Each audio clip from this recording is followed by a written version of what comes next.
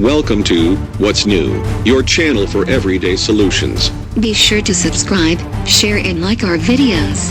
This is What's New. 14 Time Management Tricks from Richard Branson and Other Successful People. By Kathleen Elkins. Time has a tendency of getting away, but the most successful people still seem to accomplish more in a day than many of us do in a week. Luckily for us, they're willing to let us in on their productivity tips, tricks, and strategies. Here's how Richard Branson, Daymond John, and 12 other leaders in their fields manage their overwhelming to-do lists and get so much done. Read on if you want to up your productivity game. Richard Branson works out in the morning. The billionaire entrepreneur wakes up at 5 a.m. to work out, which he claims boosts his productivity significantly. "I definitely can achieve twice as much by keeping fit," Branson tells FourHourBodyPress. "It keeps the brain functioning well." Marcus Lemonis makes knockout lists on personalized note cards. "I get up in the morning and I'll make a list of the 5 things I want to get done that day, and without exception, I have to get those 5 things done. If I end up getting some things in addition to that done, great, but I always have my knockout list," says the entrepreneur and star of CNBC's The Prophet. "I just physically write it down. I have little cards in my closet in my basement. They're long, narrow cards, with my name on top, and they make really cool paper airplanes. So when I'm done with them at the end of the day, I like to make paper airplanes out of them." Mary Callahan Rideaux manages her calendar, rather than letting it manage her. "Calendar management is the single most important thing, especially as you get busy and have more responsibilities," the CEO of JP Morgan Asset Management tells CNBC. "You have to be maniacally focused on owning your calendar, on having the lists of what you need from other people and what other people need from you. What are the short-term issues that need to be dealt with? What are the long-term issues? Unless you can stay on top of that religiously, it will end up owning you, and that's not a way to go about staying organized and being on top of things."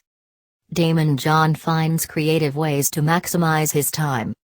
"I'm always trying to maximize my time," the Shark Tank investor and founder of FuBu tells CNBC.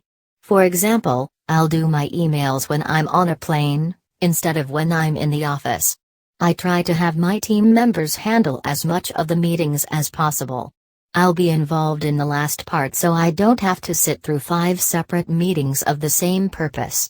And when I have personal interaction, I try to maximize that as well." Arianna Huffington takes time to pause. The author and entrepreneur makes sure to take breaks during the day, especially for meals.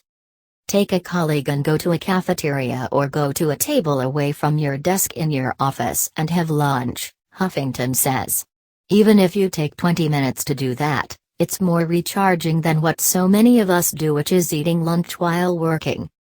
"Taking pauses not only boosts productivity, but it decreases stress," she says. "It just makes a difference to how the rest of your day goes." Tracy Anderson writes down notes and visualizes tasks on paper. "I have a lot of little notebooks," says the celebrity trainer and fitness entrepreneur. "I do a lot of little notes and ideas, and then I figure out which ones I'm going to keep, which ones I'm going to save for later, and how I'm going to craft the bigger piece out of many of them. I grew up as a chess player, so I think that's part of it. I need to see all of the pieces or the obstacles and then I'll figure it out for myself. I like the notebook so that I don't leave things behind, because I do run fast. I get so many emails and so many texts that sometimes it's just easier for me to brain dump there." Norman Lear lives by a 2-word philosophy that allows him to stay present and focused. "I think the 2 least considered small words in the English language may be over and next," says the television writer and producer. "When something is over, it's over. We're on to next. I live in that moment. I mean, this is it. This is the best conversation I could possibly be having, and it took me 93 years to get here." Liz Vessel uses her inbox as a checklist. Like many other CEOs, I use my inbox as my to-do list. I don't let myself go to sleep unless all of my to-dos are done, which means that my inbox is empty, the co-founder and CEO of Way Up tells CNBC. If something isn't urgent, I use the Boomerang extension for Gmail to make sure that I send non-urgent things to be returned to my inbox the next day or week. Cold tummy unplugs completely. It's very easy to get distracted by your inbox or phone. When I have a big project or when I need to get something done, and done well, I shut down my email, I turn off my phone, and I put on some of my favorite music, the co-founder of Noosa Yogurt tells CNBC. I just dig in and get it done. Jack Growitzinger turns his to-do list into a game. I've enjoyed gamifying my to-do list, the co-founder and CEO of SeatGeek tells CNBC. I have an estimated number of minutes for all tasks and have written software to record when I begin and end each item. Each day, I challenge myself to hit an efficiency goal, number of actual minutes divided by expected minutes. The best part of playing a game by myself is that I have every spot on the leaderboard. Nick User takes advantage of Sundays. Plan your work and work your plan, the co-founder and CEO of OfferUp tells CNBC. I make sure to prioritize alone time on Sundays to focus on the team's top priorities for OfferUp across each department. I then spend the week supporting the team to execute on these priorities. Caitlin Gleason picks up an inspiring biography. If I feel creatively burned out from working long hours, I'll go and read something inspiring about someone's journey, the founder and CEO of Eligible tells CNBC. Her go-to reads are biographies or autobiographies of people like Steve Jobs, Benjamin Franklin, Marie Curie and Katharine Hepburn. In order for me to regain focus, I need to be intellectually and creatively inspired. Bill Smith steps back when he needs to and delegates. As much as I'd like to be able to do it all myself, I know there are some areas of my work life that are best to pass off so I can keep focused on what is most important, the founder and CEO of Ship tells CNBC. Hiring a fantastic executive assistant is crucial. It may be difficult at first, but let this person manage straightforward, time-consuming tasks.